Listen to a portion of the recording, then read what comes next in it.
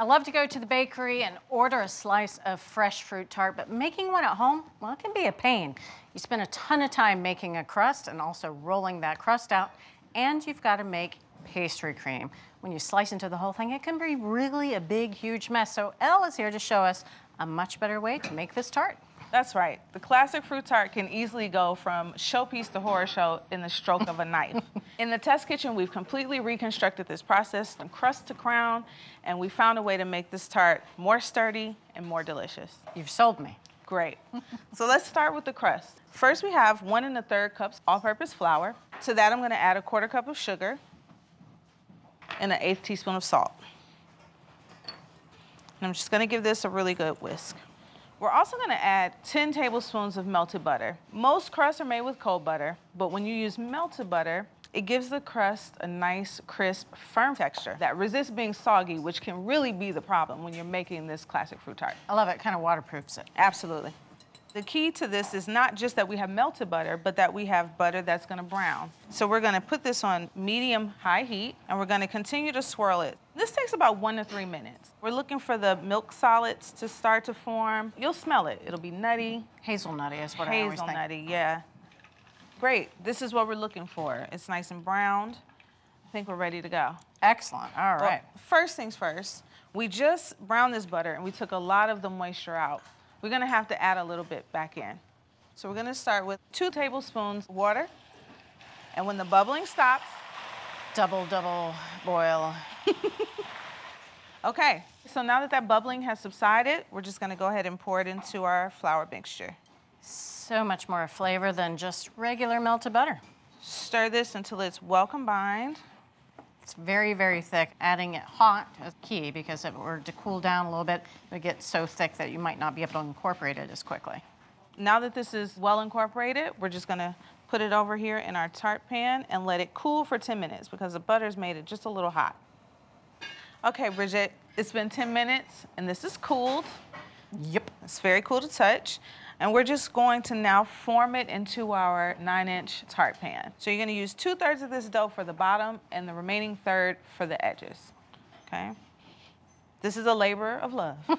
It's gonna take a little time. I have to say, when I've tried this crust a couple of times, it's kind of like patting out Play-Doh. It goes very, very easy. It's smushable. It is smushable. All right, that looks great. It looks beautiful. So we have this on a wire rack resting in a rimmed baking sheet. This will ensure that the crust cooks evenly on the top and the bottom. Now, bake it at 350 degrees for 25 to 30 minutes, but you have to remember to rotate it halfway through.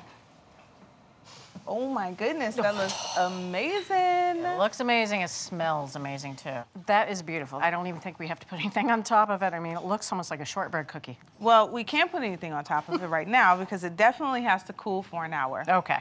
So traditionally, fruit tarts are made with pastry cream. And while that's delicious, it really doesn't do anything for the body of this tart. We need something that can not only stand the weight of the fruit, but that can also handle the slice of a knife. All right. And we're gonna make that today using a couple of key ingredients. The first is 1/3 cup of white baking chips. And we're adding it to a 1/4 cup of heavy cream. They melt in the microwave quite easily, but as it cools, it'll re-solidify and it'll give our filling more structure. To that, we're also gonna add 1 teaspoon of lime zest. Nice bright flavor. That's right, and a pinch of salt. So I'm just gonna give this a little bit of a stir and then send it through the microwave for 30 to 60 seconds, making sure to stir every 10 seconds. Okay. I think this is perfect. Yeah, all the chocolate's melted. Our other secret ingredient is 3/4 cups of mascarpone. So I'm gonna add 1/3 of our mascarpone, and this is just gonna kind of start the cooling process because it's a little warm. Loosening it up a little bit too. Yes. Yep. Already looks creamy. Already. It's mascarpone magic. So I'm gonna add our 6 teaspoons of lime juice and the rest of this mascarpone. This is great because it's nice, it's bright, it's got the mascarpone, it's got the lime juice and the lime zest, really brighten things up. More importantly, it has the creaminess that pastry cream would have provided, but more body. Mm-hmm. And you didn't have to cook anything. All right, let's get this in our crust. So we're just gonna scoop all this deliciousness in here. Spread this filling around. And it's seizing as we're spreading. It's cooling, it's becoming more firm. This is really gonna hold up to our fruit. All right, that looks great. We're just gonna let this sit, and we're gonna start getting to the fruit part of this fruit tart. Finally. Yes. So traditionally, fruit tarts are made with berries placed in a circular pattern exclusively. I think with this tart, we should attack it a little bit more strategically, because what we really want is to be able to cut this tart without making a messy, juicy mess. Absolutely, yeah. I mean, you take all this time to carefully position the fruit. One slice of the knife, it's ruined. Yeah, it's over. All right, so let's start with the peach. Okay. First, we're gonna peel a nice ripe peach. I'm using a serrated peeler to do so. Serrated peeler is a game changer in the modern kitchen. You remember when you used to have to blanch peaches and hope that those skins actually start to peel away? This does it so much easier. Actually, it's great for tomatoes as well. So to start, I'm gonna just cut off the side of the peach against the pit, give it a full turn, cut this way, and then we're gonna cut the short sides like so, like so. And we're also gonna slice these 1/4 inch. Okay. These peaches are gonna be the primary garnish for our fruit tart. We need 24 of our best slices. So now we can start to decorate the tart. I like to start with a few berries to kind of be a guide for me. And a little press of the fruit when you put it in is great because it'll make our glazing a lot easier. Okay. So you have your blackberry quadrants. That's right. And then once I have 4, I just kind of start to fill the middle spaces. And these are just guides for your eyes. Okay, so we're gonna start with our peaches. Just give them a nice little spread like so. And you just want these peaches to kind of send you to the center of the tart. And this is super easy. The great thing about it is that it looks complicated and impressive, but it really isn't. Our peach partitions. That's right. If you mess up a little or you need to readjust things, you can, because we're gonna fill this whole tart with fruit and you'll never see it. It's forgiving. That's right. Okay, so I'm just gonna bring our berries up. It's coming to life already. It's so beautiful. The biggest blackberries I've ever seen in my life. You can help with this if you like. We're Yes. gonna make what I like to call raspberry cones. So I kind of just like take the bottoms and put tops in them. You're just nestling them. Just nestling right there like so. So let's fill these empty spaces with blueberries. All right. And of course, this will depend on the size berries you have. Big guy, right there. Do you like to talk to your food? I always talk to my food. I always talk to my food. I'm usually dancing with it when I'm like really excited to eat it. Well, when this is over, I'll leave you alone with it.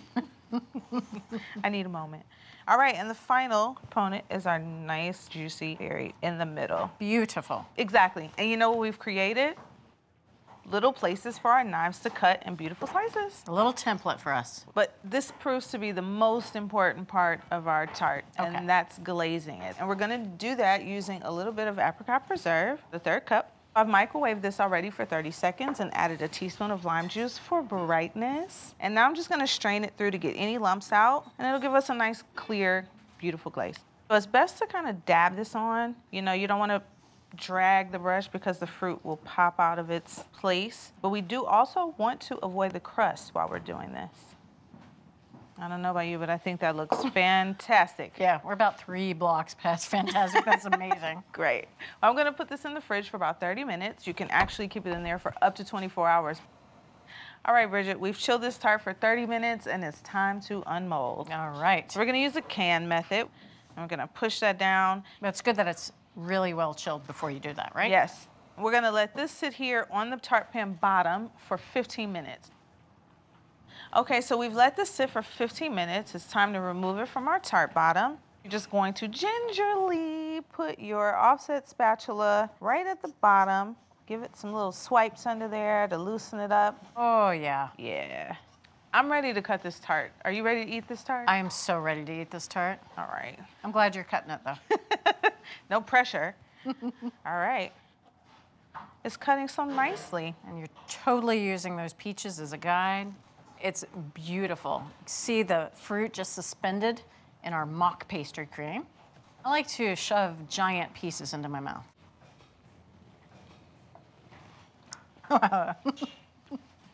I'm looking for a word. Crumbly crust.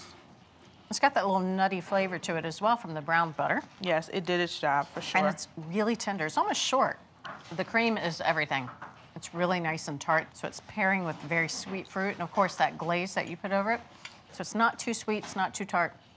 It's just right and so light. I'm gonna let you have at it. I'll catch up with you in just a minute. So for our very modern fresh fruit tart, use brown butter to make a quick and tasty press and crust. A combination of white baking chips and mascarpone makes a fast filling. Arrange fruit for easy to serve slices, and there you have it. From our test kitchen to your kitchen, a modern, a fabulous, a beautiful take on a fresh fruit tart.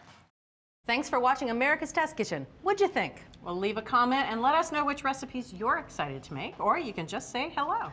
You can find links to today's recipes and reviews in the video description. And don't forget to subscribe to our channel. See you later. I'll see you later.